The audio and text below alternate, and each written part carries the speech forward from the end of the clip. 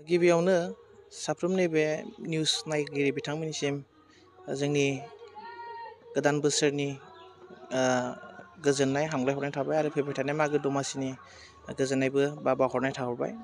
दानि बे बेलायाव आसाम सरकारनि सोलोंथाइ बिफानजों खुंजानाय बा आसाम सरकारजों खुंजानाय जे गुन उत्सव एबारि 5 जाबाय। दा नैबे बेलायाव जोङो नैबे लाल बाहादुर शास्त्री गोजौ फरायसालियाव गेजेर आरो गोजौ फरायसालियाव एक्सटार्नेल इभुलुएटर हिसाबै जोङो मोनफैदों। दिनैनि नैबे 3rd डे जे गुन उत्सव नैबे हाबाफारियाव जों 2 एक्सटार्नेल महरै मोनफैदों।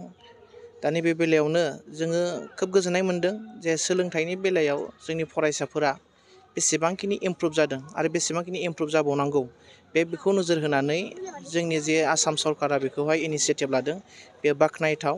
आरो बिनि फिथाइ बायदिनो जोङो गुबुन गुबुन बोसोराव नुबोबाय बबेबा फरायसालिया A ग्रेड आरो B ग्रेड C ग्रेड। दा नैबे बेलायावबो नैबे फरायसालिखौ जोङो मोनसे मोजां आसा खालामदों।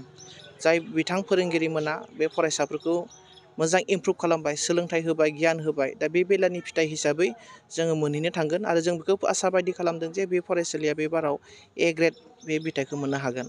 आरो बेबायदिनो जे फरायसाफोरनि मावनो गोनां बिबान बा बिसोरनि जे एक्टिभिटिस बियो माखासे बाख्नायथाव, जायखौ जोङो नुनानै जोंबो माने खोब गोजोननाय मोन्दों। बिसोरनि क्रिएटिभिटिया मोजां, बिसोरनि जे रिडिं स्किल, बेनिफ्राय राइटिं स्किल बेफोर गासिबो मोजां आरो बाख्नायथाव।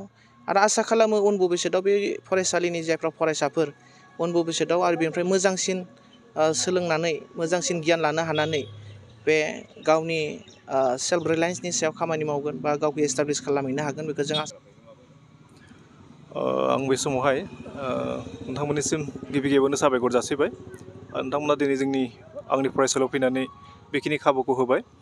लोगोसे आङो साबायखर जासिदों जोंनि खाथियावहाय सोरखारनिफ्राय दैथायहरजानाय एक्सटार्नेल इभुलुएटर जोंहा सार आरो लोगोसे मेडाम बिथांमोनखौ। आरो लोगोसे नोंथां सोंनाय बायदि जिहेतु जोंनि फरायसालि देलाय खाफाल गोनाङै जोङो आसामनि मिनिस्टार बिमल बरा सारखौ जों मोननो हादों। बिथाङा खोब एन्जयमेन्ट खालामलांदों आरो फोरोंगिरिफोरजों लोगोसे फरायसाफोरजों लोगोसे गासै गार्जेन SMDC मेम्बार, मात्रि ग्रुप आरोबाव स्टुडेन्ट पार्लामेन्ट गासै सोद्रोमाफोरजों बिथाङा बाथ्रा रायलायलांदों, सावरायलांदों। आरो बे सावरायनाय आरो बाथ्रा सावरायनायनि गेजेरजों बेखौनो जोङो साननो हादों बिथाङा गोजोननाय मोनलांदों।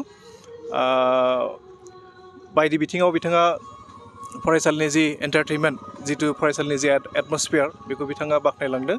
बे हिसाबै आखा खालामदों फैबाय थानाय जितु गुन उत्सवनि जि रिजाल्ट बेखौ जों आसा खालामनाय बायदि फिथाइखौ मोनगोन होननानै आसा खालामदों। मिनिस्टार बिथांनिसिमबो जोंनि फरायसालियाव फैनायनि थाखाय आं बिथांनिसिमबो जोंनि फरायसालि जानानै साबायखर जासिहरदों। आंथ' 100% कनफार्म जादों जे जोंनि रिजाल्टआ मोजां फैनांगौ, A+ फैनांगौ। आं बेखिनिखौ कनफार्म जादों।